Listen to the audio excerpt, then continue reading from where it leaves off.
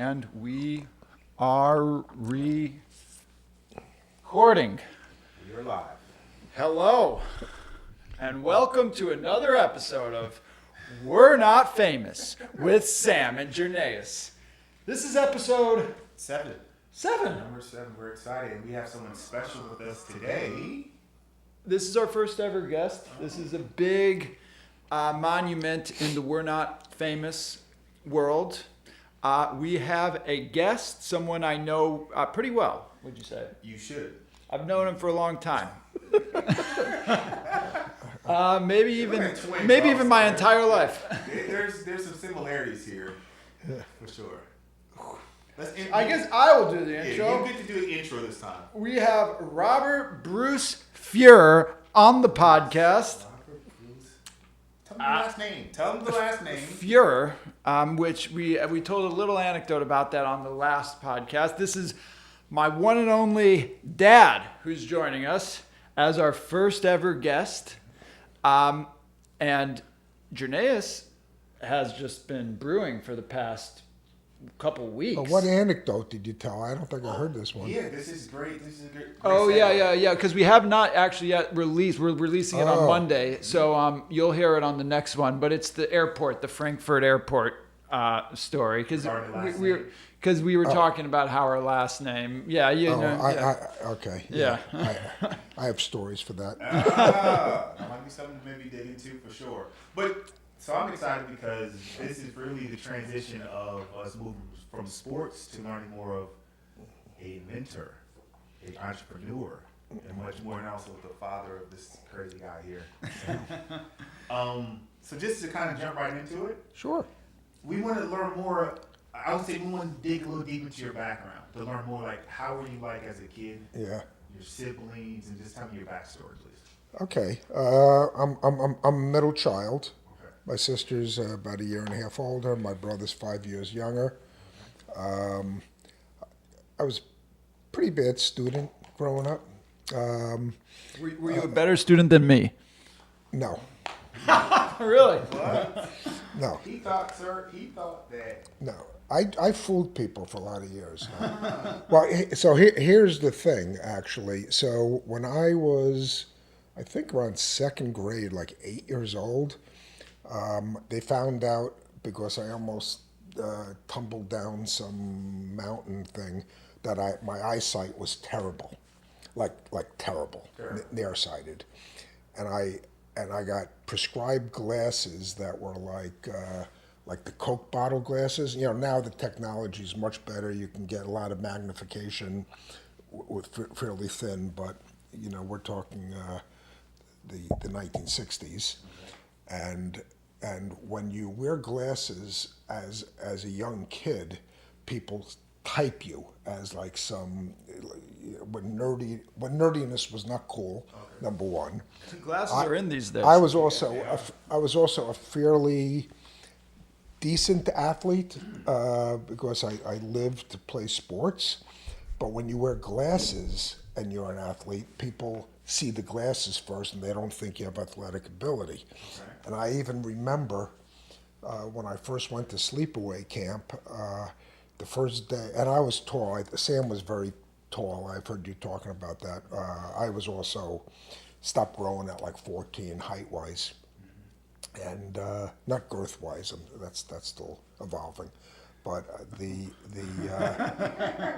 I went away to camp, and I, tall, skinny, with these thick glasses, and I remember, and a lot of the kids knew each other from the previous year of camp, and I was new, and then they're like, choosing, like we're playing like, I think it was dodgeball was the first one.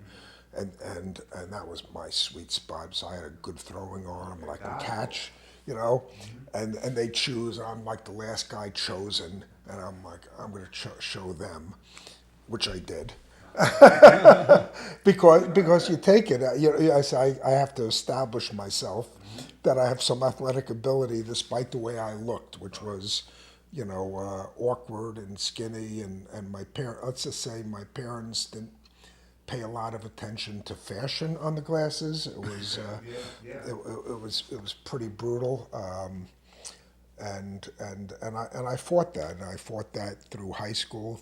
I was always trying to prove myself from an impression. There's always a first impression that people have. That saying, you only have, only one time to make a first impression, and I think I took it to heart. But it's very hard to get past when you look a certain way. It's almost like, if there's a fat kid who happens to be a great athlete, you dismiss him at first, and I was that, not in the fat side, but with the awkward side of things. And what sports were you interested in? I mean, I loved baseball. I still love baseball. Baseball, football, basketball. When I was growing up, there was no such thing as soccer. In fact, I ended up on my high school's first soccer team. Actually kind of related to this story where the football coaches saw me as big and put me on like the line when I should have been a skill player, like a receiver, but I couldn't wear my glasses under the helmet. There was no contact lenses. So you couldn't catch. So we had these leather, those helmets that looked like they were full, like Jim Thorpe helmets. Yeah. And then no face mask or anything? there was a face guard, but you couldn't really wear the glasses underneath it. And then I only had one pair of glasses, and then I always had like tape around the corner. I mean, it was pretty sad looking. And which sport did you enjoy or love the most? I would say I was worst at basketball because I was tall. Okay. And I didn't play basketball until I was 13 or 14, and then they put you at center. So I never, ever developed any ball handling skills, which when Sam was young, I emphasized ball handling skills. I used to dribble 2 balls in the house at once. And left hand. Yeah. There was a time with Sam, if we talk about Sam a little, we'd say, you got to work with your left hand. Then he'd eat, he'd write, he'd do everything with his left hand, like almost forgot he was right-handed. Wow. And he was trying hard, and he didn't have good handwriting right-handed, and left-handed was another. but Right. But I was a pretty obsessive baseball player. I was a pretty good football player, but recreationally among my friends. When I went into high school, like freshman football, I think my friends knew I could play, but the coaches just saw this like big kid with glasses, and didn't really give me a chance. Is the way I felt it was. You were taller. I was tall. I was tall, thin. Were you fast? I was fast, but when this is all bring it back. So that year I went to camp. Okay, the year I went to camp, I was the biggest kid. There was one other kid that was big, and he used to get Ring magazine, the boxing magazine, and he was obsessed with boxing. And he wanted to box, and I was the only one they'd let box because I was big. I didn't want anything to do with boxing. I didn't want anything to do with the fighting. I didn't want anything to do with him. I was chicken ass. And he'd always try to tease me. And then one time, we had these bunk beds in the camp, and he was on the top, and I was on the bottom. He started wiping his shoes. We had Jewish services at the camp, and I was wearing like a sports jacket or whatever my nice clothes were, I don't remember. And he started wiping his shoes on me, and I got enraged. I'll fight you. Then I regretted it immediately. And then he ran around the camp saying, "The fight's on, the fight's on, the fight's on." And it was like 2 or 3 days later, and everybody, I think, secretly wanted me, but they were scared to speak up, as this guy was such a bully. His name is Mitch Fox, and he ended up going to the Maccabee games as a boxer. Later on, but and he was a stocky. Jewish, this guy? He was a stocky guy. But he was Jewish, this guy? Yeah, it was a Jewish camp for the most part, and he was a stocky guy, and. So I had this one guy, Dennis Rubin. We used to call him Pancho, and he was trying to coach me how to fight. I didn't know how to fight. I go in, and finally, and my brother was there. He's 5 years younger, so I'm 13. My brother's 8. I'm the big brother. He's looking up, and then they put this boxing match on in the camp. I'm sure I never told you the story, Sam, right? I actually remember Oh, a long time ago. So we get in the ring, and all I remember after one round how exhausting it was. Did you do Like, any training? No, some guy was like teaching me. He was like teaching me. I didn't know anything, and I remember the guy was like swinging wildly right to left. And how old were you, sir? I was 13. Did you have headgear on? I don't remember. They probably didn't have Probably, headgear back then. probably had headgear. I just don't remember because boxing wasn't a thing in the camp. All I remember is clinching and holding on to him and being exhausted, and just holding on. And this guy was like punching me in the back, and I'm punching him. I mean, it wasn't look. But what happened was. Crazy. But what happened I'm gonna was. come around and just address you. So I was in eighth grade going into ninth grade. I believe it was eighth grade, maybe it was seventh going to eighth, I don't remember. I pulled my groin muscle. And when you were like 13 years old, you don't know from a pulled muscle. You know, I had no idea what it was. But I pulled my groin muscle, and after the boxing match, which was the most exhausting thing I had ever done, and then, you know, I think I lost, and, you know, and I felt like I disappointed my brother. But you lasted all 3 rounds. Yeah, well, because I was holding on for dear life. No shame. That's how I got through the last. Yeah, that's how I got through the last. But we had basketball right after that, and I'm trying to play, and I must have aggravated this groin muscle, and the rest of the summer. So this is probably midway through the summer. The rest of the summer, I couldn't run. And I kept playing sports. I was playing baseball, and I remember, and I think I was one of the better baseball players. And I remember hitting one over the third base line, and I could barely get to second base. I mean, it could have been an in the park home run ordinarily. And then they took me out. And they you know, I ended up like trying to be the catcher, the first base. But my entire rest of the summer, sports-wise, was very compromised. And I didn't really understand. Nobody took an interest. Nobody cared. I didn't really understand. And then I went out, if I have the year right, I went out for freshman football. And they used to have you run these sprints. So now it's the end of August, beginning of September, and I'm still, this groin injury takes a long time. And they'd have us run, and I'm like one of the slowest. So I used to take pride that I was fast. Sam was very fast. And I used to take pride that I could run. I was tall. I had long legs. I was athletic, and I was like coming in last in these things. So I got typed right away. Okay. The big kid who's slow with the glasses. But you weren't really slow. It was just an injury. It was an injury, but by the time that injury healed, they already had labeled me a certain way. And that was and that affected a lot of things in my high school sports, to tell you the truth, because I would have kept playing football, but after 9th and 10th grade, and finally towards the end of 10th grade, I think the coach kind of saw that I could play, but I was already like a lineman, and I should have been a receiver. And so, what did your free time? What did you do with that when you stopped playing sports? What was the transition? What else did you do for like fun? You mean when I was an adult? Yeah, no, in high school. In high school. Well, in high school I played baseball. I played really recreational basketball. Okay. I made a team, but I was like the last guy on the team, and just because I was tall, and then there was another kid who was hurt, and they came back, and then I kind of transitioned off the team because he was there, and I think there were, I don't remember if it was 12 people or 15 people, and I was like the last guy, and I think they just took me because I was tall. So then I played recreational basketball, and decently, without any ball handling, just because I was tall.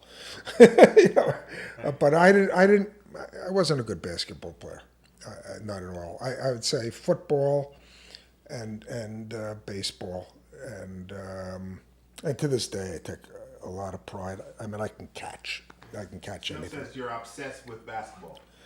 I was obsessed with him playing basketball because he was able, and probably maybe partly not in a completely healthy way for him, because I was really living vicariously through him, and he was like ball handle, working on things. The one thing is the older I got, I actually developed into a decent shooter. If not if I had to create a shot, and not if anybody was guarding me, but like for a foul shot or a set or a corner jumper or something like that, I became a decent shooter, and that was always Sam's Achilles heel. He couldn't really shoot. He wasn't a good.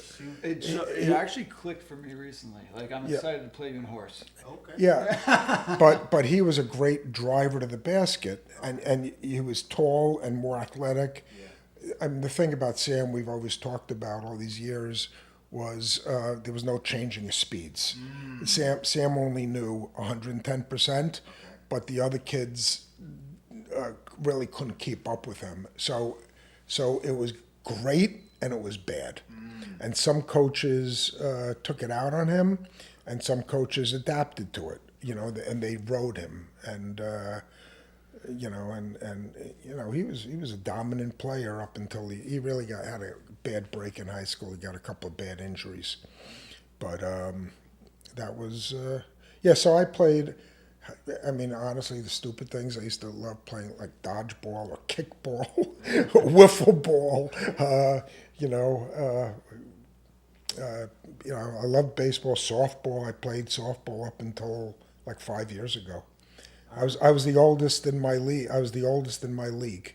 And I pitched.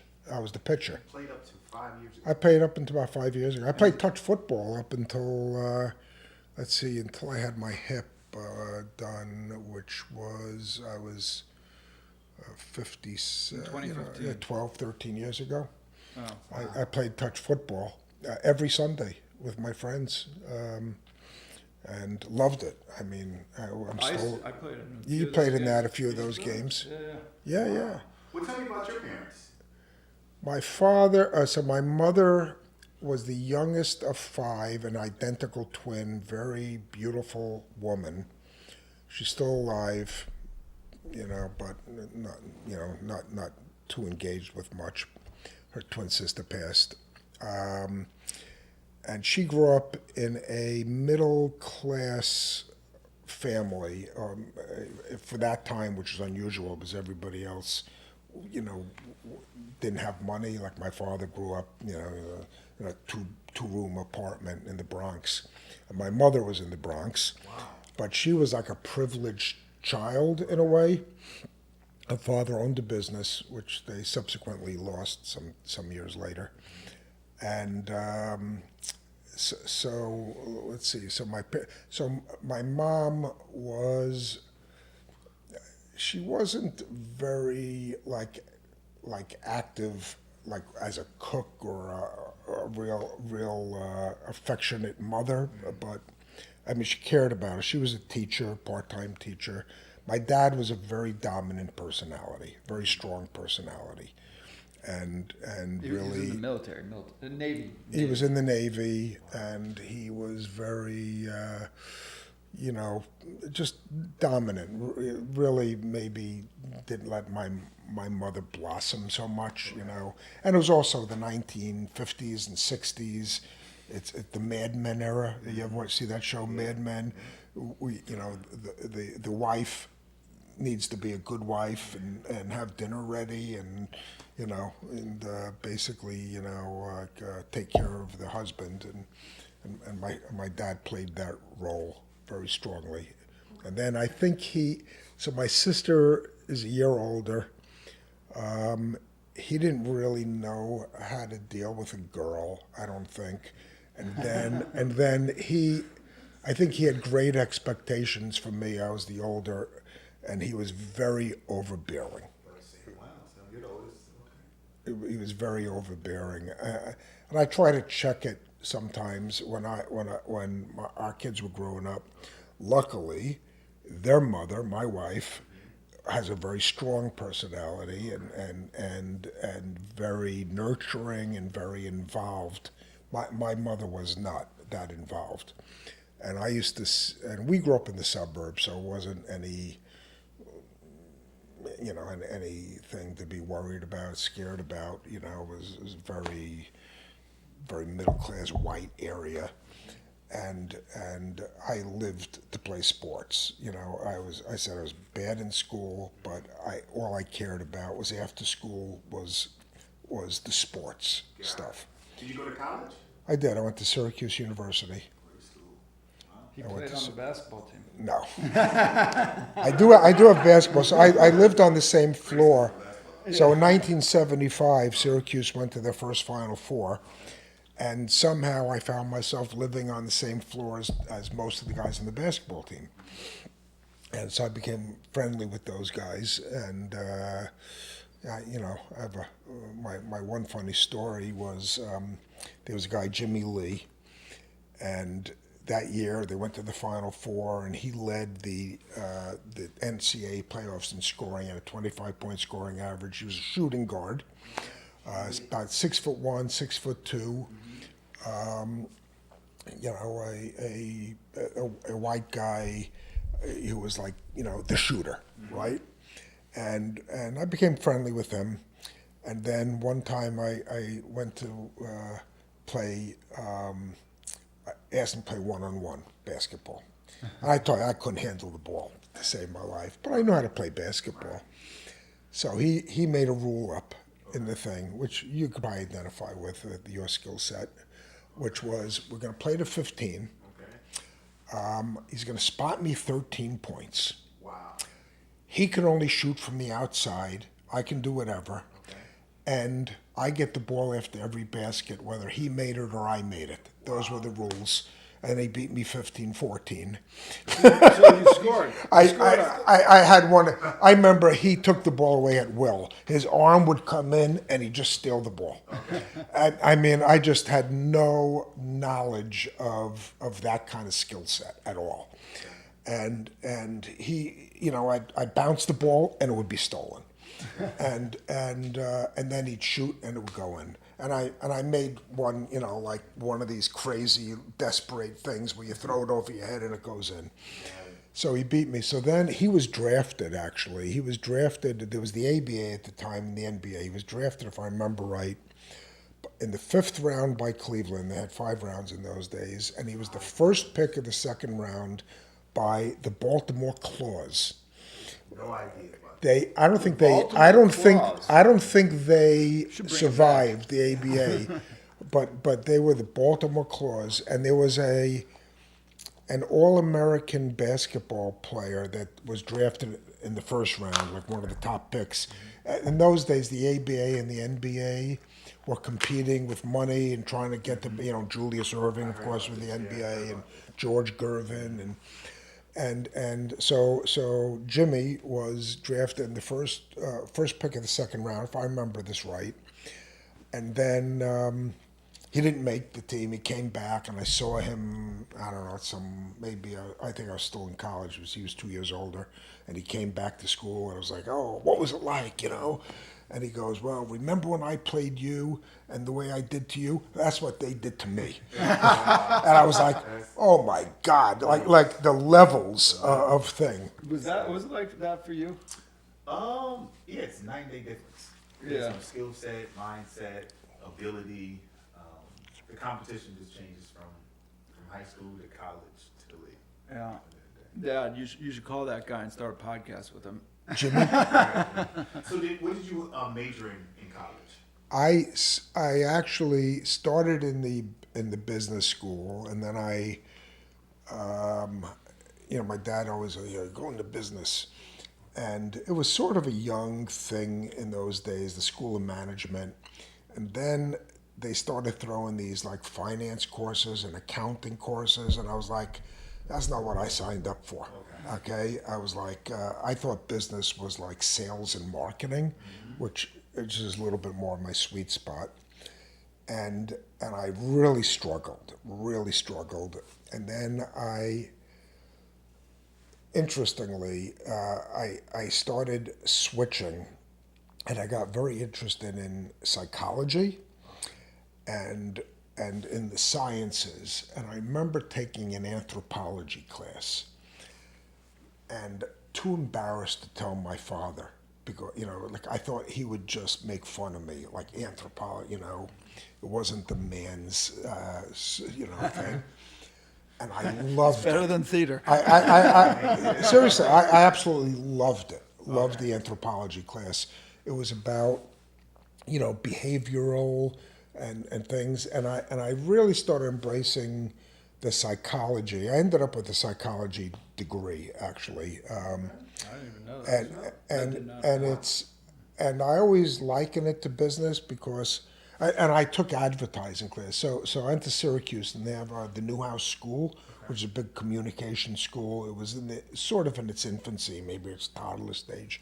It was sort of new, and I remember taking some advertising classes, and though the psychology, the anthropology, the advertising, those all resonated with me.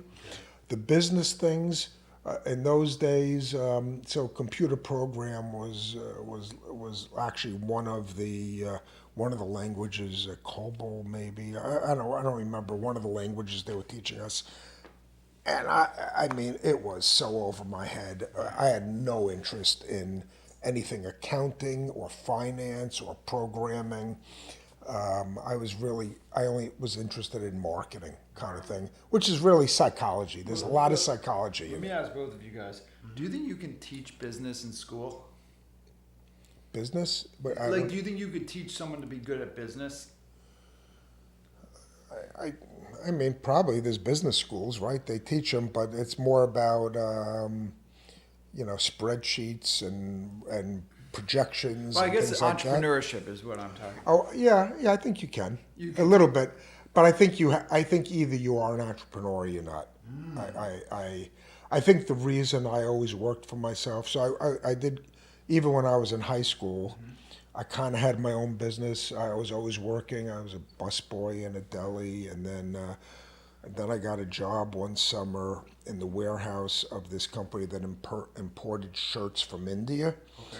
And one weekend they had they'd order small, medium, large, and extra large, and all the extra larges and mediums were sold, and they had odd sizes, and the retailers wouldn't take it unless it was the proper mix. Right. So they take whatever the odd inventory was, and they went. And this one time, they took me and went out to a flea market out in Long Island, and they sold it. And I was like, "Wow, this is awesome!" So that became my gig. I'd start selling at the flea markets every weekend with their stuff, and they were actually bringing in things just to sell to flea markets at a pretty low price. I think we were selling these shirts for like $5 a piece. This is 1977, 78. No, probably probably before that actually. Probably 1975-ish, or 74, maybe just out of high school. And I'd go out to Long Island and I'd start selling these shirts, and I'd come home with like $400 in $5 bills, like a stack of bills. And the company let me split it with them 50-50. And I was making a couple $100 a weekend in cash. I remember my dad's eyes were bugging out of his head. He couldn't believe it. and I really got the bug. Then I went to school, and I always, and I think Sam's a little like this, I'm not a good employee. I'm not good at being told what to do. Even, I think I said I was bad and I was not a good student. I didn't like teachers telling me what to do. I didn't like my parents telling me what to do. I was very rebellious. I was very rebellious. Okay. And I think that's why I went into my own business from a very early age, because I didn't want to report to anybody. Yeah, and then was that after college you started? Yeah, after I worked for 4 years for a guy, learning the industry and meeting people and whatever. And it was a very small business. It was like I was really like a personal assistant, or doing everything that was asked of me, and then it was just time to leave. It was just time to leave, and I didn't really want to go to work for anybody. I think I didn't. Wait, hold up. So this was your first job That's what out, I asked. out of college. My first job out of college, I was the product manager for the game called Othello. But how do you get the job? Yeah, that's what I was Oh, how'd I get the job? So my dad was in the toy industry. I grew up in the toy industry, and he met this guy in the toy industry who had just became the agent for this game Othello, and it took off. And before me, like in 1975, 76, I went to work for him August 15th, 1977. And so one time when I was in college, I went to the city with my dad, went to this guy's office, and they were speaking, and he put on the table, he said, while you're in there, learn how this game plays. Somebody had submitted a game. Okay. And then teach me when I'm done with your dad.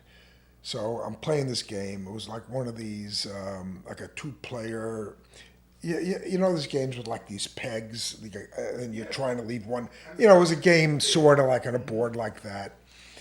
And the pieces were where you moved diagonally or something.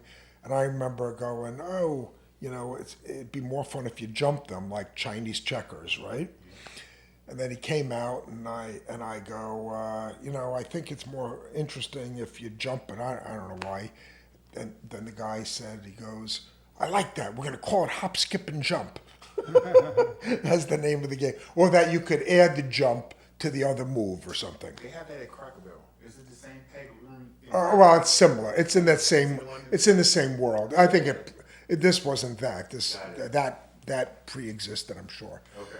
And I probably borrowed from that, but it was like, I think if you add this thing, and then the guy said, we'll call it hop, skip, and jump, or whatever. And then when I finished school later that year in the summer, somehow or another, like I guess my dad said I was looking for a job, and the guy goes, "Have him come here. I need a servant."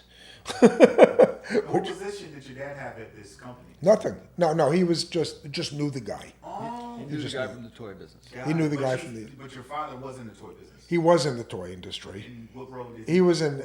Well, at this point, he was in sales for a long time, and at this point, he was like the corporate liaison.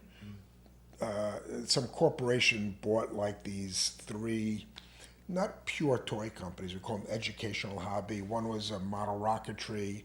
One was a handicrafts, like things you do in camp. You're sewing leather. And the third one was kites, a company called High Flyer Kites. And some corporation bought the three businesses, and my dad worked for the corporation, so those three companies reported to him. So he was like the head of those companies and like a vice president at this corporation, and moved up to Boston. And so they lived in Boston. When I came out of school, they had just moved, and I went to work for this guy for $200 a week. And where did you live? I moved into the city, so I mean, you have to understand, this is way before the internet, right? Okay. And I remember not knowing. I remember looking at apartments, and it was so depressing. But in those days in Manhattan, the apartments were like $250 a month for like a studio, both no view. And then one day I'm looking at the New York Times that was delivered, and I saw a section I never saw before. It said apartments to share. And there was like 5 or 6 listings, and I see one, and I called up, and this guy answers, and it was on 51st and 2nd, which is a very affluent, wonderful area, but I had no clue. I'm like, is that a nice area? Is that a safe area? And he goes, oh yeah, it's great. And I go down to the city with my friend, and I walk into this apartment. There's 45-foot high ceilings. It was unbelievable until you look closely and saw how filthy it was. Right. It was really disgustingly filthy. But the first impression was just like luxury and magnificence. And I moved in there. I lived there for 2 years. They ended up selling the building. And you know, I lived there. I paid $350 a month for rent. I was making $200 a week. Wow. $350 included everything, including utilities, wow. Whatever. There were a lot of compromises. He passed away years and years ago, but this was in the heyday of Studio 54. And he was sort of a hanger-on kind of guy, trying to be in the jet set, but not really accepted by them, but he always every night I came home to that apartment, I never knew what I was walking into, models and or business people, but I was a kid. I was a kid, and he was, I think, 36 at the time. And when you're 22 and somebody's 36, they might as well be, it's a different generation. It really is. And I remember there was a famous tennis player who used to hang out there called Vitas Gerulaitis. He was a very renowned tennis player.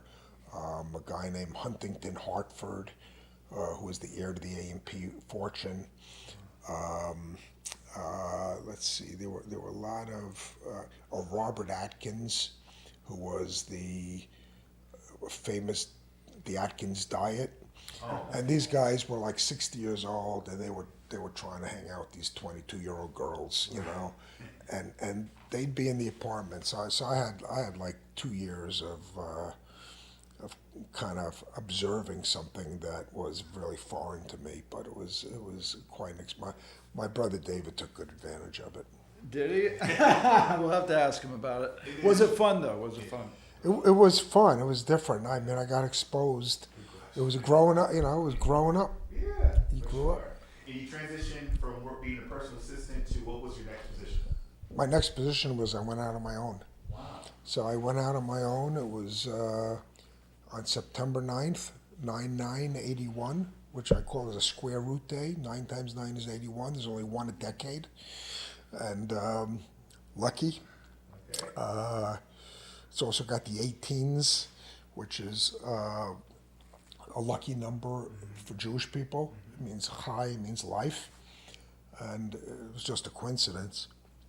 But I started my business. I had it was time. One of the most valuable pieces of advice I got. I was out visiting with friends in the Hamptons, and one of them was a family, a woman and her brother. She had a couple of brothers, and they owned this wonderful house.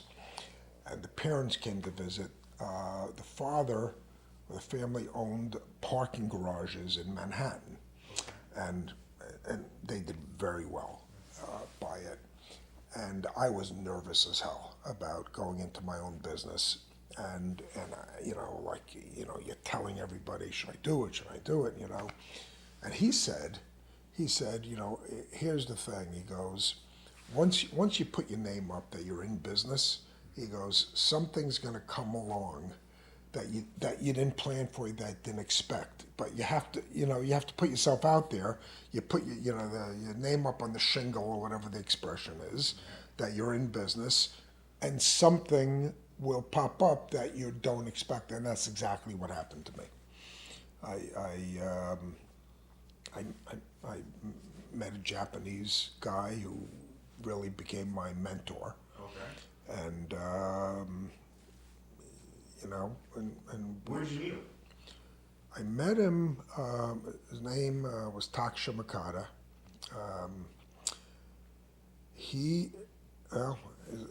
I try not to make this too long a story, but when I was the product manager on Othello came from Japan. And the Japanese company in those days, so now the world is small. We have email, we have, mobile phones everywhere you go, and you can call somebody anywhere in the world at any time. In those days, there weren't even fax machines. They didn't even exist. Wow. We used to communicate with something called a telex machine, okay, which was one of my jobs. Look it up, Yeah, I'm gonna look it up. okay? Okay, it is primitive shit, okay? Anyway, this Japanese company, so Japan and the U.S., the car business, Honda's just started in the U.S. Sony was a little bit of a brand. I think a lot of people didn't realize it was a Japanese brand. The name didn't sound that Japanese. Like Panasonic doesn't sound Japanese, but it is a Japanese name. And this Japanese company, they had success with Othello, but they were going through an agent, and they decided they wanted to maybe try to control their own destiny a little bit more. And they had a guy at the company, they assigned him to move to the United States, and they wanted him to take up residence in the office that I was working. And the guy that I was working for did not like that at all. He just felt somebody looking over his shoulder and taking his business, and he wasn't wrong really.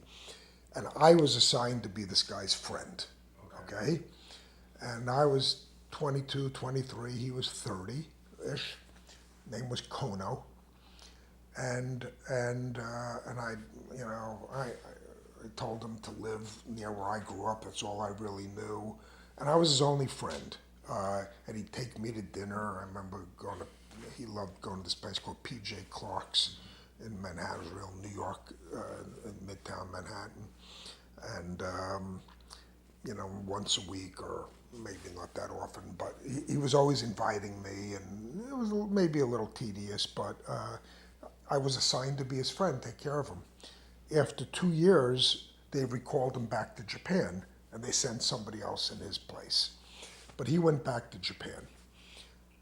4 years go by, and one day in Japan, people knew that he was like the only one Japanese that had lived in America working in the toy industry, and he gets a call from another Japanese man, this guy Taksha Mikado I mentioned, who said, hey, I'm going to the United States, I'm trying to expand the business from his company. Can you introduce me to anybody that you know? And this guy Kono thought I was too young. I was 26 at that time, but he knew my dad had, like, you know, a higher position in the toy industry, and he wanted to show off that he knew somebody, you know, at a high level. So he told him to call my father, who was working out of Boston, who happened to be in New York that day. So this guy called my dad's office in Boston. I remember my father's secretary, her name was Diane, calling me up. Do you know where your dad is? This guy's looking for him. And finally they connected. And then my dad asked if I could come to the meeting, okay, to the dinner. It was a dinner, actually, down in Gramercy Park. And went to dinner. And my father was making, as I said, kites, rockets, and handicrafts.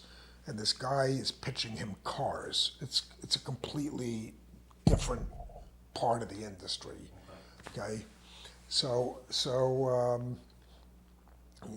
you know, it's basketball and baseball, two different sports. You know, people making, you know, kites are not going to be in the car business. But I had already been on my own about 9 months at this point, and didn't have much going on.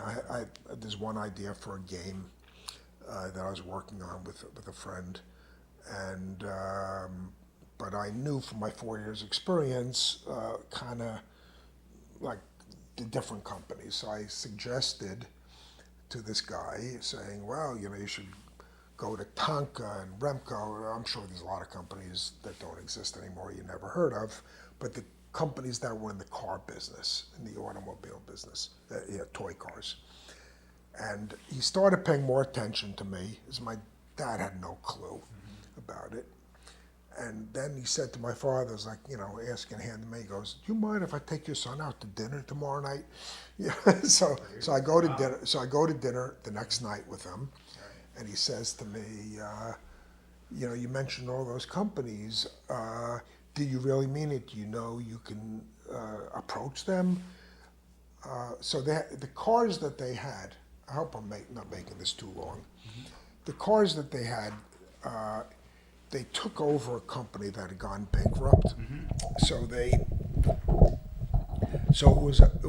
was not prototypes, they were manufactured. Okay, so when they're manufactured, you have more than just one you can choose from, you can do it, but they were never offered for sale.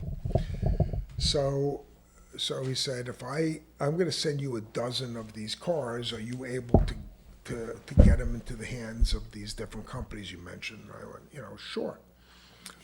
I'll try to do that. And then he said, all right, here's the deal. He goes, my company in Japan, it was a pretty big company. It was a trading company. A trading company means they were getting products from many other companies and they were selling it in Japan. So they would get vacuum cleaners or walkie-talkies or radio control cars. These are things that they actually had from a German company, an American company, a Chinese company, or whatever, and then they'd offer them to sell in the Japanese market. Okay. I didn't understand that at all at the time. So they had these cars. Somebody went bankrupt, owed them money, so they had the rights to these cars. I sent them out to all these companies, and then I got a bite. One of the companies was interested in it, and I didn't even know what to do. There were no cell phones, there were no emails, no faxes.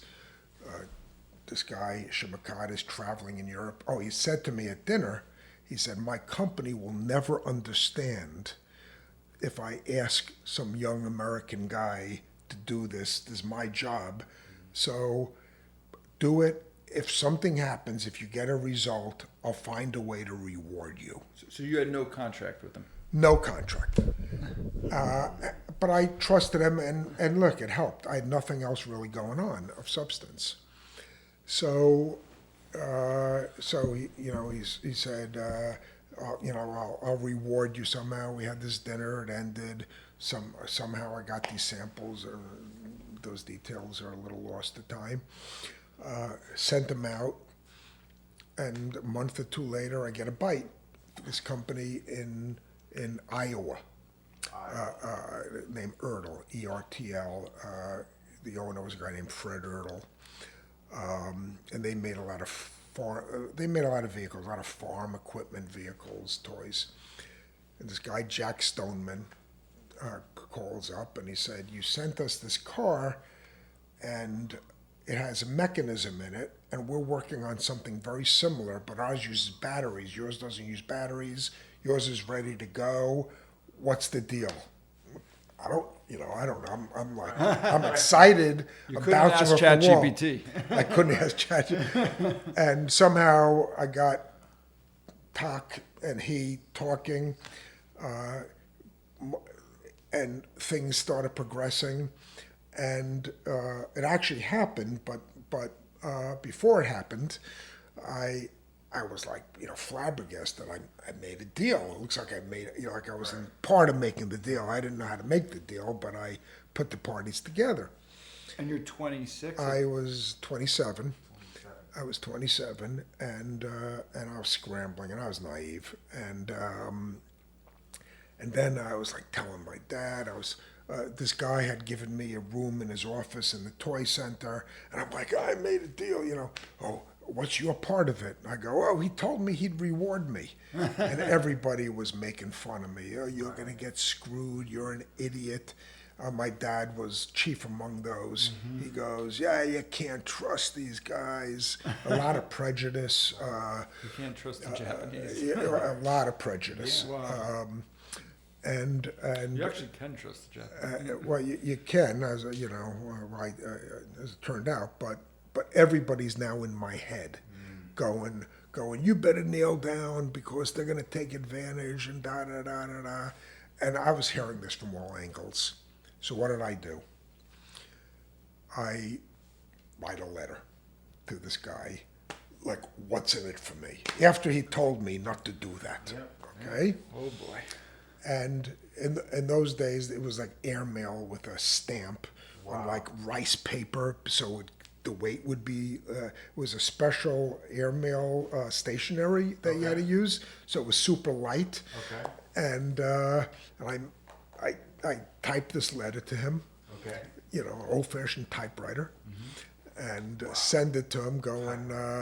He goes, oh, you're making this thing, and what's in it for me? And really, the deal hadn't happened yet. It just looked like it may be going. And then a couple weeks go by, because the mail's got to get there, you got to get an answer. And I get this letter back, which I'm sure I still have in my archives, scolding me, saying, I told you not to ask. Now you go ahead and ask, like, what's up? And I felt oddly good about it, getting scolded by it, because it felt real. Okay. And he goes, the deal, we don't even know what's happening with it, da da da. But then, and this I think was around October or so, then I get a message from him. All right, this thing looks like it's coming through. For the first part of your reward, we will let you come to Japan. We will bring you to Japan. First class? No, hardly. This was December of 1982, and they had me come around 15th of December, when it was like party season, Christmas parties in Japan. Business was slow, and then I was looking, and in those days, going to Japan was one price, but if you went to Hong Kong with a stopover in Japan, the fare was cheaper. Okay. So I say to the guy, I go, I'll pay for it, but the airfare is actually cheaper, but can I include Hong Kong? And he goes, that's a great idea. We have a Hong Kong office, and in fact, we have a Singapore office. So why don't you come to Tokyo, Hong Kong, and Singapore, and you'll meet our thing. And there I am. I went off to Japan. What made you trust him? His personality, probably a serious guy, very, very much organized, not in typical Japanese fashion, not a look at me, no bragging, he just wants to get his job done. And he was the head of what they call the OOTD, the Overseas Operation Toy Division. And he was the manager. He was the manager of the Overseas Operation Toy Division, which was a handful of people because there wasn't much of an Overseas Operation Toy Division. So I go to Japan, my first trip to Japan, and I go to have lunch with Kono, the one who introduced me. And Kono says, who are you meeting with? So I have like the notes who we're meeting with. I go, this guy, Hosoi, Mr. Hosoi. And he goes, you're meeting Mr. Hosoi? Oh my God, he is one of the most important people in the Japanese. And he starts building him up at lunch. Now I'm scared shitless. Okay. And go back to the office. We're in the conference room, the table. I'm at one end. Mr. Hosoi's on the other. Talk. Three people on either side. And it was like seven of them, one of me. And I'm face to face. I'm sitting at this conference table, and I'm nervous. And Kono had built this guy up that I'm like meeting with the president kind of thing, And I start, and Talk says, explain a little bit about yourself. And I didn't have much to say. And then I kind of grew up in the industry, and I'm like on my dad's coattails in a way. And that I worked for 4 years on a game, Othello, and I'm like talking. And then I stopped talking in this complete silence. So what do? I keep talking. And I'm telling myself to shut up, and I can't. Because every time I stop talking, they're just at the table Quiet. looking at me. Silent. And I mean, it was just an experience I never had. And I keep talking. And I'm aware, I'm very self-aware that I should shut up, but I can't. And I keep talking, and finally I'm done, and they're, okay, thank you. And they all get up and leave. Nothing. And I'm like, oh boy, that was a disaster. But Doc goes, we have another project for you to give you a chance. Okay, great. Oh, when I get to Japan, they hand me an envelope with $3,000 cash in it. And they say, you are to pay for all your hotel expenses. The hotel at the time, they were like $40 a night, $50 a night. All your food. He goes, we'll take you out, but if you go over this, it's out of your pocket. If you spend under it, it's yours, okay? And it might as well have been $30,000 to me. It was $3,000, somebody who had no money. Yeah. And they gave me this money, and I went to Hong Kong, I went to Singapore. I was being taken out. I was like the young guy they're trying to show off to, and they didn't have a lot of experience dealing with Americans, and I'm still friendly. The one particular guy, to this day, I still work with him. Oh, wow. To this day, Ogihara. Yeah. And anyway, Did you go over budget? no, there's not a chance. Self-discipline. But so they gave me another project. I don't know how much you want to hear about all this, but they give me another project. I go back. I'm hustling. I'm throwing it, and I show some progress. Nothing ever happened with it really, but I had a bite. I had it back and forth and put them to touch. So they saw there was promise. So they invite me back to Japan again 4 or 5 months later. Okay. And they go, come back to Japan. I think it was March or April. The first trip was in December, maybe May, I don't know. It was some months later. They had a 5-story building in a part of town called Akasaka. The elevator went up to the 4th floor. The 5th floor was the management, was the owner, the founder of the company, and his brother. They founded it together. The executive suite, okay? The 2nd floor, the 1st floor was like like a concierge, whatever desk. The 2nd floor was a showroom of all these goods I mentioned before, the radio control cars, the walkie-talkies, the periscopes, the vacuum cleaners, all these things that they were a trading company. So I go back, my next trip to Japan, something seems to be brewing. I don't know. I ended up, fast forward a little bit, I ended up working with them for 27 years. 27. And I ended up having a desk in their place and whatever. But now I'm still in the infancy stage. And they put me in this show. They go, wait for the meeting. I don't have anything going on, so I'm early for the meeting. They go, wait here in the showroom. So I'm waiting, and I'm walking around the showroom. I think Sam knows this story, and I'm looking at all these things in the showroom, and I can't believe it. There's binoculars. There's all these things. Now this is 1983. Now, today in 2025, everything's miniature.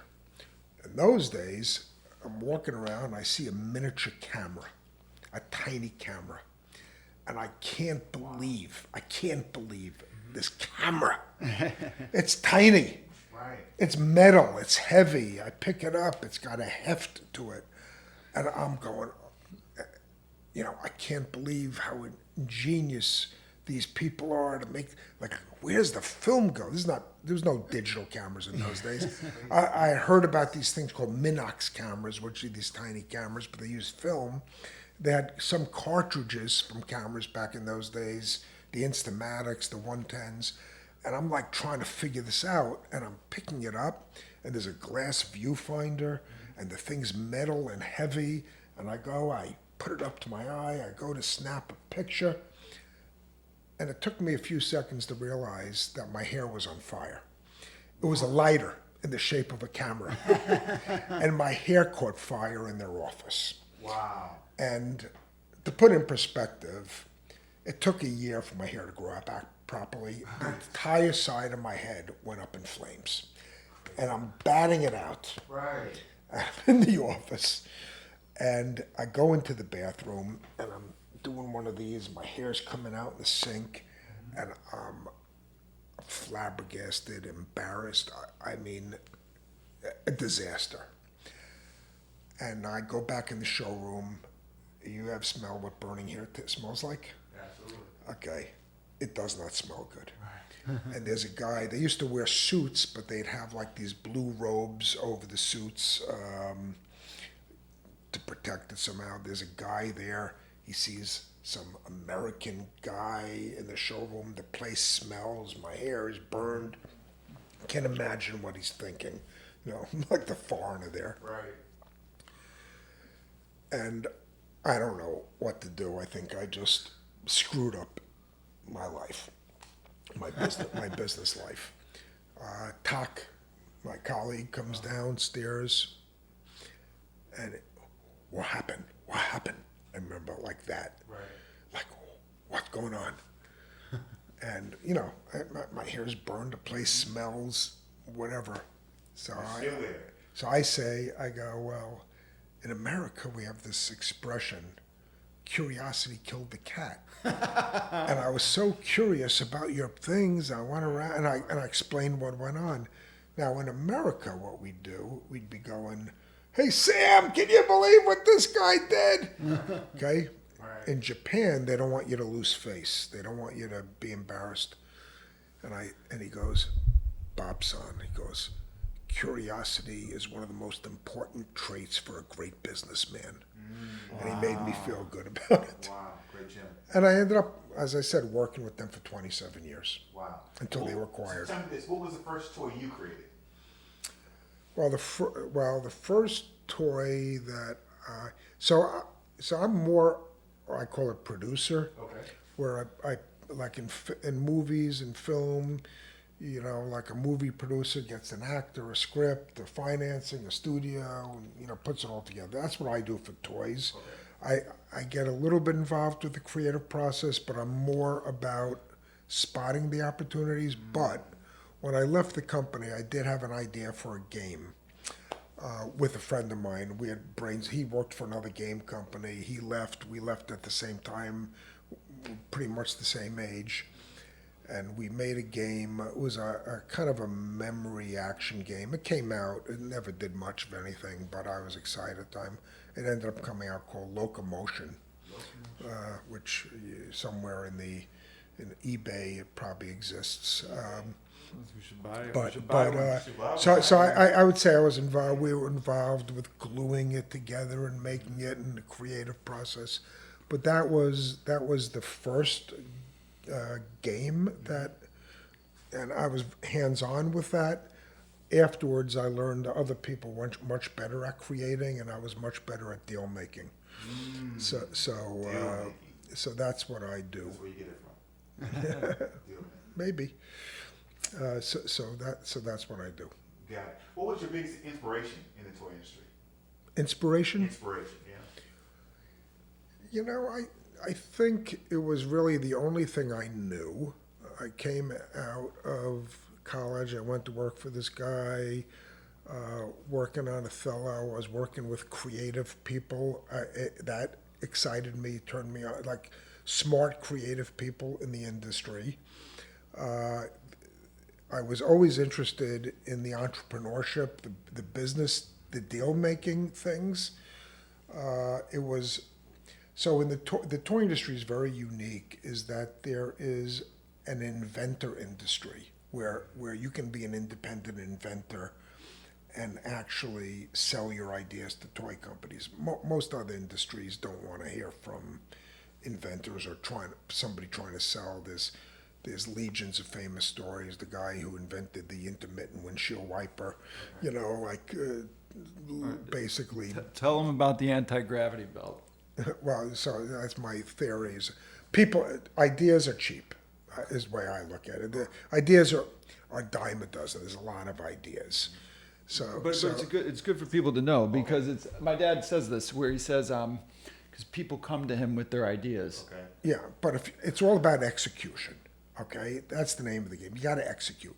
So I said, so the example Sam's mentioning is like somebody can come to you and go, "Hey, I have an idea for an anti-gravity belt. You put it on, you fly around the room, don't you?" And I say, "Well, how does it make?" "Well, that's for you to figure out, you know." Well, that's not an invention. The invention is the execution, and so I've frequently allied myself with people who can execute on all angles, from the manufacturing part, from the artistic part, to the model building part, from an engineering or industrial design part. I work with people who follow through on what they're saying. Not always. There's a lot of disappointments too, but I'm working with the same people for, I mean, some of them for 40 years, more than 40 years, and so I look at myself. We're sort of a virtual corporation because there's somebody I go to for. If I need illustrations or if I need engineering or if I need industrial design, like Scott Balaban, for instance, who Sam knows, and it's the same group of people. It's a circle, and every once in a while there's a new one that comes in, but they have to have accomplishment. Now I'm doing it a long time, so. And with enough success that I'm privileged that the people who come to me are already, for the most part, are either established or, have a lot of foundation. They can do things. But when you're first starting out, you kiss a lot of frogs, and you try to get through things. And I remember, I would say I was very persistent, but looking back, and we'll all do this, you'll do this when you're my age too, you look back at things you chased that you think are, I can't believe I chased that, it's like absurd. But it's all part of the learning process. I have a question. Okay, go. So it's like you're starting in your 20s and the 80s and you're not making a lot of money because you're in the toy industry, but people were making a lot of money in the 80s. People are working on Wall Street. You've got the Gordon Geckos, the Bonfire of the Vanities, bond traders, stock traders. It's like the heyday. Do you feel like you were falling behind at all? I had no knowledge of that stuff. Wow. The finance world was a different animal to me. I was very much like tunnel visioned. I didn't know. That's why when you talk about like what's their market cap and this, it still doesn't interest me. I like creating things that add to the world. Is the way I look at it. Add fun to the world or add some kind of social benefit, and I always felt like things will take care of itself financially, and for sure. I did not maximize, investing or making money or raising money. I don't know from that. Probably, I'm certainly in a position now that I could probably be a benefit to some banking thing that wanted to get in the toy industry because of my connections and history and some private equity company experience, but it doesn't interest me all that much. And the other thing about experience, so it's execution experience, and I've said it to Sam, I've said it to a lot of people. I don't care about experience. You're only inexperienced once, then you're experienced. And if you're smart and you have a good work, if you have those things that can't be taught, like a drive and ambition and self-awareness and a good attitude, extremely important. That stuff you can't teach. Right. Right. Experience, you learn. You get experience. That's very true. I mean, you should really should think so- about that, with entrepreneurs.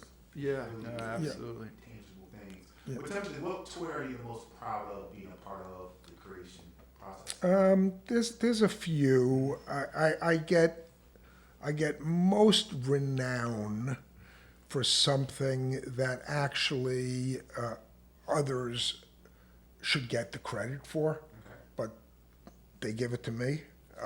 Is Crocodile Dentist. Hey, look over here. Hey, I want me to grab it for you. Okay, okay.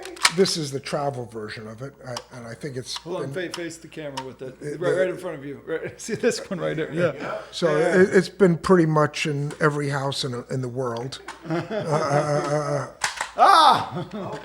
What's the objective of that game? It's so We this can is play here. Toss it this over is here. this is completely random. Oh, okay. It's completely random.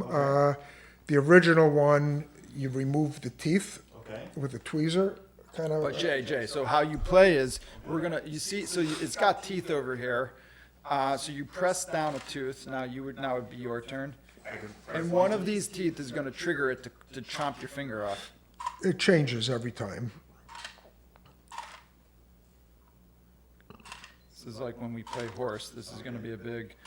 See, now you're scared doing it. But it's designed so it doesn't.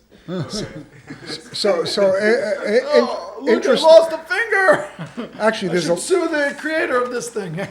there's a lesson in this game, because I still remember the first time I saw the drawing of it in Japan, and then it was like a survival of the fittest, working on 100 ideas, and then we go, this looks interesting, this doesn't, this does, this doesn't, and you narrow it down to 10 things, and then of those 10 it gets narrowed down. What are you going to build a model? What are you going to spend time on?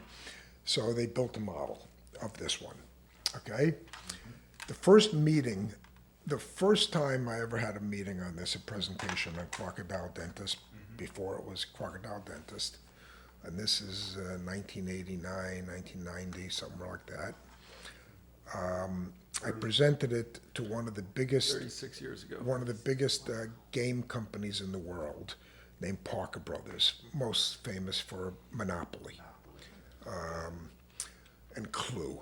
Okay, Life too, right? Life. Clue. The game of life from the game. Game of Life was Milton Bradley. I don't know if it was originally a Parker Brothers. I don't think call, it was. Jay. I think it was originally Milton Bradley. So Parker Brothers, the head of Parker Brothers is in Japan. The guy who was in charge of seeing new ideas and choosing them. And the first time we presented it, and there's an expert, okay? This guy is an experienced expert. And he blew it off in 10 seconds. And there was a game, there was a movie at the time called The Little Shop of Horrors, and it had a classic. And they had a plant named Audrey in it. And there was a game by Milton Bradley, who was a competitor of Parker Brothers at the time, called Feed Me, which was a plant, and I don't remember, either you put something in the plant and then it would snap on you, and this was like the opposite of Feed Me, and this guy dismissed it instantly by saying, oh, it's just opposite of Feed Me. Next, okay? Dismissed instantly. The second meeting I had was with Milton Bradley in New York. Bring the game out. Guy from England, a guy by the name of David Fear. There were three of them. I still remember this meeting like it was yesterday. Bring it out, show it to him. In the same amount of time as the Parker Brothers guy dismissed it, David Fear goes, "My God, it's a classic." So, two experts with 180-degree difference of opinion. This guy was right, but he was right because of the execution of it. So another man by the name of Phil Grant, an industrial designer at Milton Bradley, he styled it and designed it, and the eye design and the feature. The original model had teeth you removed, so our prototype, you twisted the tooth and took it, but then you left with a small part. So he created a tool that the only way to remove the teeth is you had to use this kind of tweezer, scissor device. Crocodile dental. And you'd grab it and you'd remove the tooth, and you remove the wrong one, it would snap. It would also lurch at you. And it was a big hit right off the right from the start. How do you make something a hit back then? Luck. But I don't TV know. commercials. I think it's the execution. Is Phil nailed the color, the design, the style of the eyes, the way the teeth, how angry it looked. Yeah. We had a bunch of games before that, so I had a little bit of success before it with the Asahi, with the Japanese group. They stayed with me. It took about 3, 4, 5 years before anything was happening, and I remember being with them like, where are we going to be in 10 years? And like trying to like not knowing what was going to be, but felt like we were building something. Okay. And they stayed with me, and they stuck with me, and my job was really to be the antenna, the American or the Western markets, not only America but Europe too.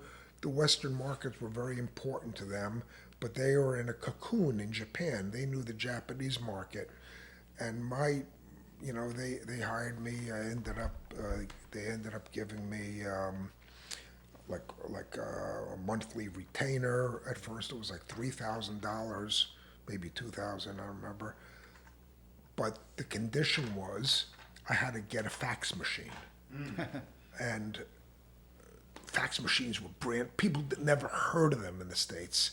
And I leased a Canon fax machine with thermal paper, $180 a month for 36 months. Can you imagine? It's free now. $180 a month in 1984, 85, for 36 months. And, that's like $6,000, $7,000, over 3 years. Yeah. And could have drove a BMW. It's insanity. And and it was thermal paper, so it wasn't even like regular paper. So if it was exposed to sunlight, the print would go away. And that was the deal. And I remember telling my dad, I'm going to get this fax machine. They give him money, and him going, why the F do you need that? Isn't a telex good enough? Right. And look up the telex. Trust me, you can't believe this thing even existed in my lifetime. Did you start to build a team? Because now with this success... So I started, well, yeah, I started to build a team, but it was mostly the Japanese guys. Okay. I was focused on them. They embraced me. They accepted me. I had a clear role with them that I was the only, I was the only non-Japanese in their system. Okay. So wow. I had a special position. And where are you working right now? Yeah, where's your office? Where's your office? Yeah. So I for 2 years, a sales organization at the time, New York City had something called the Toy Center. It was just toy companies. Okay. It's called the Toy Building, no? The Toy Building, the Toy Center. It was called the Toy Center, but everybody called it the Toy Building. Yeah. There were actually 2 buildings attached by a bridge on the 9th floor. I was in the North Building, which was the less popular building. This company had a big sales office for 1 week a year for Toy Fair. And the rest of the year, the building is mostly empty. Okay. But the trade show, it's packed. You can't even get in the elevators for 1 week a year. So they had a lot of room. They had a lot of space. Well, these companies that they were representing, they were sales representation company, would pay a lot of their bills, and there were a lot of room. And they said, here's the deal. You can have an office with us, provided at Toy Fair, you're gone, you're out. But even when that came about, they let me, like have a meeting in the corner. I lost my office because, but they let me have a base. Okay. And I did that for 2 years. We were making progress with the Japanese, and then they decided to allow me to rent a tiny office in the building.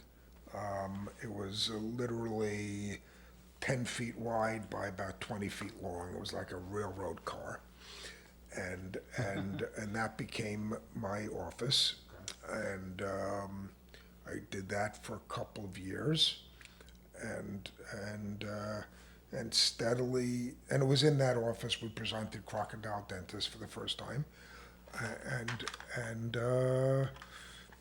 it just evolved, and ultimately, you remember our old office, it got bigger and bigger, and Tak Shimakata, my Japanese colleague, they asked me one day they'd like him to work out of New York and work with me and make a bigger office. And I was scared. I was like, oh my God. I had it so comfortable at that time. I could, if I wanted to sleep to noon, I could. If I wanted to take nobody's overseeing. Now I'm going to have a guy in my office. But I couldn't say no because we're building something. And I, on the surface, I embraced it. Inside, I was not so sure, but it was great. And he came in, and we really started building something. And we hired some people. We had a secretary, an assistant. I got people working.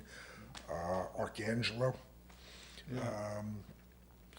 Archangelo, come on the podcast. So one guy who I he'll tell you. so I had interns, and it's step by step. I'm not one of these 0 to 60 guys in 4 seconds. I'm 0 to 5 to 10 to 15, right?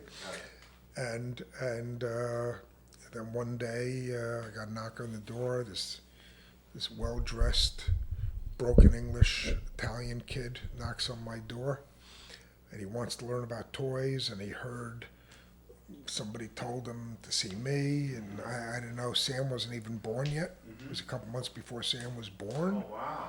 Okay. And something about him, I thought he might be some like spoiled rich kid or something, because he was beautifully dressed, and this, must have been like, I misread the whole thing because his dad had died when he was around 12. He was the black sheep of the family. He was an artist. He wanted to learn about toys and games. They wanted him to work in the family restaurant in Italy. And he came to America trying to seek his dream. And I said, all right, I'll give you a chance. And he went to work for me in that. Now, today, 2025, he is a world famous artist, sculptor. World famous stuff in museums. Wow. He is one of the most prominent artists in the world. Wow. Sculptor. He lives in New York still? No, he lives in Italy. Wow. Yeah, he's Uncle Archie to Sam, Archangelo Sassolino. And you Google him, he's remarkably successful artist, sculptor, and getting bigger, and he's family to us. You guys still speak, so have a great... All the time. Wow. All the time. Can you, I want to kind of, this is interesting, I want to learn this. Could you describe how the licensing agreements work in the toy industry? Sure.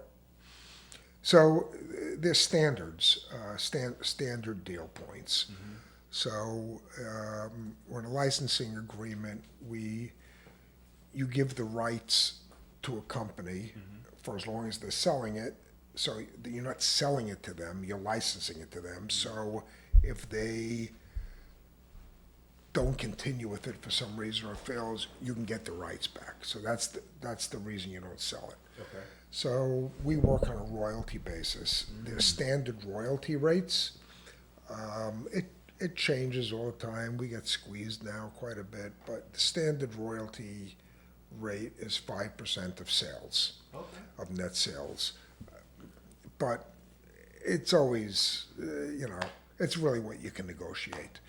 Then if they put on, a Disney character on it where they have to pay royalty to Disney too, or to Star Wars, or to Simpsons, or whatever's popular, then that 5% for the inventor goes down because they're paying a double royalty. That's and you can get some advance money, but to bring a new product to the market is a big investment for the most part.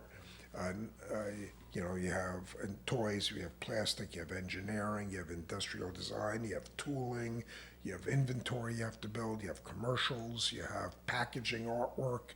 There's so many elements that for a company to buy a new idea from an inventor, they really have to be all in, because it's not just the money that they pay to us up front, and which is getting less and less, to mitigate the risks, but there's so much. It's such a big investment to bring a product to the market. When I started out, like Crocodile Dentist, for instance, is an individual product. It's a one-off. Okay. Companies won't do that much these days. They want to have a line of products. They want it to be a brand. Okay. Because it costs the same amount to market that than it might an entire brand, or especially if they can get a Saturday morning cartoon like a Paw Patrol, which is an industry. The toy industry is really becoming the entertainment business. It's part of the entertainment business now. Yeah. So. Do you think it's less fun now than it was in the 80s and 90s? No, it's just different now. It's a hard question, because when you're starting out and you have nothing to lose and you have the excitement of, like being on your own and being in the business, and of course the world was a lot smaller. We had no emails. We had no. I was just in my own bubble. I was nervous a lot about, because every year you had to come up with something. But I get different kind of excitement now on these things. I think it's harder now, actually speaking. Do you think it's more like big hits now? Yeah, they want big hits. From Like they're you gonna have a medium selling, they don't like. I can't really present something unless somebody thinks it's going to be something of substance. Yeah, I want your insight. What advice would you give in someone that's interested in getting into this field or becoming an inventor? a toy inventor. Yeah. What toy inventor? Well, I don't think when I came into the industry, I don't think it's possible to do that anymore. Wow. Really. I think if you are going to come in the toy industry as an inventor, you need a really strong, probably electronic programming skills and electro engineering skills, and you have to be able to build something and execute it. I think I don't even want to say this because I don't want to be negative to people thinking of coming into it, but I kind of feel like it's very narrow, your chances coming in. I don't think I could make a success today if I started today.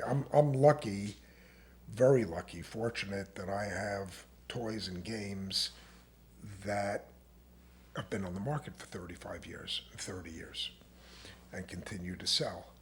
And I'm fighting with these companies to, the Crocodile Dentist, I'm telling them it's the 35th anniversary, and what else can you do with it? Like you're selling it as a one-off. What other things can you do? And I actually wrote up a whole, brainstormed with myself and probably a little with ChatGPT, how else you can do these things. Made a pitch to this company. I think, and I tiered it. I said, this is the low-hanging fruit. Like for instance, the eyes on those are really kind of goofy. The original one, they had very like angry, I call them the angry eyes. I said, well, 35th anniversary, just go back to the original artwork eyes. It doesn't cost you anything, it's a sticker. But there's like a bunch of suggestions, and it mostly falls on deaf ears because people have to do work, or they have to make an investment. They have to change the tooling a little bit. The price will go up. There's so much pricing pressure. Nah, don't even. I mean, the tariffs are a whole nother world of hurt for now. But I think it's. The key, I would say, the advice I would give is don't be scared of collaborations. Everything that I have, every single project, I have a collaborator on it that offers something that either I'm not good at or I don't have interest in. And what I can offer them is maybe a unique business access and business experience, how to get something in at a certain place, but it's only because I'm doing it for 45 years. I can't, that access doesn't exist when you're a beginner. Well, when you were starting out, there were more toy companies A too. lot more toy companies. And then I don't know what happened. They go out of business. They get bought, consolidated. Yeah, Hasbro bought up a ton of them. Mattel bought some. All the toy companies. But think about it. You bring consolidated. this to Parker Brothers, and they pass in 10 seconds. There's how many other toy companies Yeah. you could bring it to? Yeah, there are a lot of game companies. Maybe how many? Well, at the time, there were probably 5 or 6 that I took seriously. Now, there's actually a lot. It's sort of like the long tail with that there's so many other ways to sell things now. So in those days, if you sold it, you were trying to sell it to Hasbro or Mattel, or the big companies, and they'd sell 1 million of them. I'm just a round number.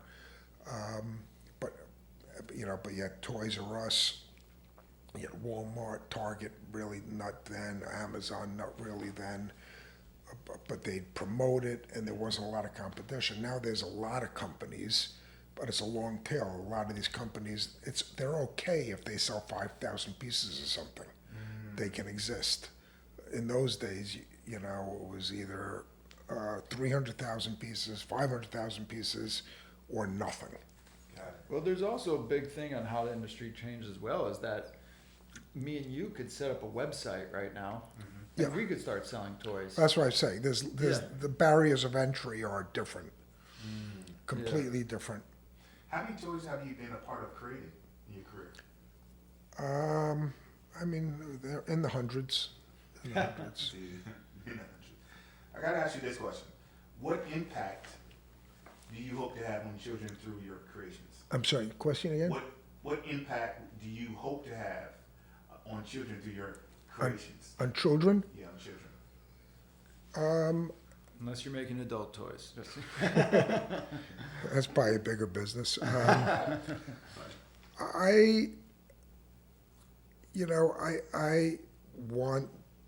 don't want to bring junk into the world. I don't want to bring crap. I don't want to bring poor, like negative things. I think I would say I'm very quality conscious. It doesn't always turn out that way. So innovation and quality and fun, and then you bring joy to somebody.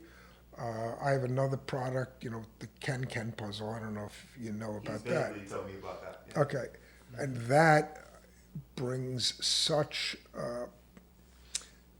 like educational value and joy not only to children but of all ages. And I look back and I'm like, our products, it's actually funny. I'm kind of diverting from your question a little bit. But Crocodile Dentist is really a mindless game. You think you're making a decision, but it's random, the result. And it's as simple, basic, stupid as it gets, okay? There's no real decision making. There's no choice. The only choice, which tooth am I pressing, but you don't know if it's going to be the trigger tooth, right? so on one hand, I have this, and it's in the popular culture. It's deep in the popular culture. It's all over the world. And then on the other hand, I have this Ken puzzle, which we have Nobel Prize winners do. We're in 35,000 schools. Wow. It's a deep educational. It could start at a very basic level where a second grader or a third grader can do it, but it goes up. We're in Scholastic magazine for little kids and the AARP bulletin for senior citizens. And, you're talking about, and they're both in the popular culture. They're both here to stay. Both Crocodile Dentist and Ken are probably here to stay. I'm open to the end of time. So I look at that and I go, like these things can't be more different and more opposite. But I'm very pleased and confident and satisfied being involved with both of them. One is not more favorite than another. It's just different kind of satisfaction. Huh. That's an interesting answer. Yeah. I gotta ask you this: if you weren't a toy inventor, what profession would you be in? I'd probably be in advertising. Oh. I'd probably be in Sam advertising. said he know the answer to that question. So. I could see you. I could see that. I always come up. I like wordplay. I always come up with like advertising slogans or promotions. I can give you like examples that I've thought of. And I had a roommate once who was Give some big. examples. So the one big example, my favorite, I have a few. There's another one I just thought of recently, which was, so Jaguar cars are British cars, and I always thought they should get Mick Jagger, who's British, to endorse it and call it the Jaguar. The Jaguar. Okay, like something, the Jagger That Jaguar. would be a good way. The Jagger Jaguar. They just had a bit of a flop with their last advertising They did. campaign. So, they should well, bring that's it- what made me think of. Yeah. But then another one Hear I this, had. Jaguar? So here's a freebie if they're watching anybody. But the other one I always had was for Ben and Jerry's ice cream, which would be people you say I'm a humanitarian, I'm a veterinarian, I'm a vegetarian. So, well, I'm a Ben and Jerryan. A Ben and Jerryan. I always thought they could have like a whole advertising campaign, They get like stuff like that. Who's like a really famous fat person? You get like a vegan. I'm a But vegetarian. then on the non-business side, the other thing that's always joked, Judy, my wife, always jokes is like, and the kind of games that I like are what we call deductive logic. If you ever played like Battleships or Guess Who or Mastermind, so I'm very fascinated with like detective things. So I could see like if I grew up more blue collar kind of way, I might be police or like a detective, like trying to and there's a puzzle there, trying to figure out who done it, kind of thing. Wow. And I think there's a game. It's sort of game-y, so. For sure.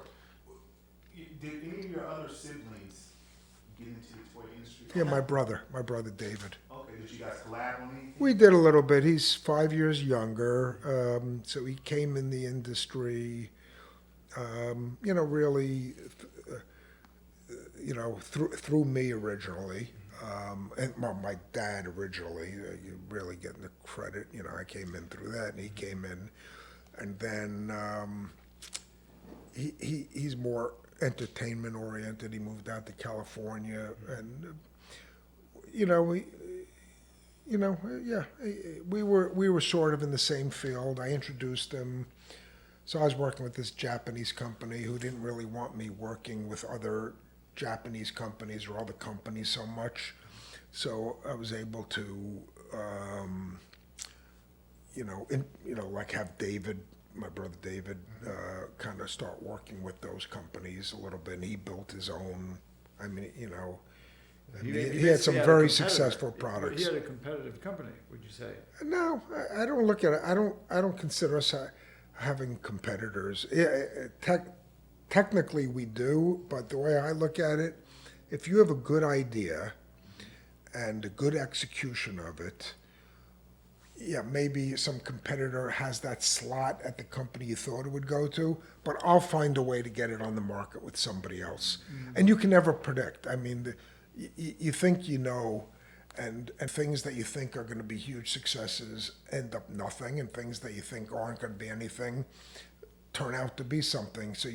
So even if I had this idea that this is perfect for this company, and somebody beat me to it with the slot, I had a tabletop skill and action game as a category, and somebody else has it may not be the same product, but they only had a budget for one tabletop skill and action game, then I go to another company. Right. And if it's good idea, you will find a way to get it on the market if you work at it. I want to ask one thing, Go ahead. because I think this would be interesting for people to listen. Okay. And if you don't want to answer, that's okay. But what was your most financially successful product? Can probably in the long run Really? because it generates. I mean, I'm sorry. I mean, what was your most financially successful toy you invented? Over the course of time. So toys are interesting is that most of them will just last a year or two before they want something new. So when you have something like Crocodile Dentist is 35 years, Gator Golf is 30 years, and I take the accumulated royalties and income from those things. Crocodile Dentist, we have so many different versions of. We have a little one, we have a big one, we have the middle size. There's a splash version, for outdoor play. It sells every single year. It sells all over the world. There's no gender. There's no language. There's no When I was age. in India, I walk into a store, I see Crocodile Dentist. Or a copy of it, probably. It's the most copied thing in the world. But there's no age, gender, or language on it. So it's global. If you have a word game, if I had done Scrabble, which I had nothing to do with, that's English language for the most part. Or it's very language based. It's going to be very narrow. So something like that. Gator Golf really has only been successful in North America. It hasn't really been Not successful. Scotland, where they. No, it's not really successful overseas. We tried, still trying. So probably Crocodile Dentist. We had the Power Saber last year, but the verdict is still out on that. I think that's going to be an ongoing story. Yeah, I would have to say in 1 year, I've had things that did very well, but then they were gone.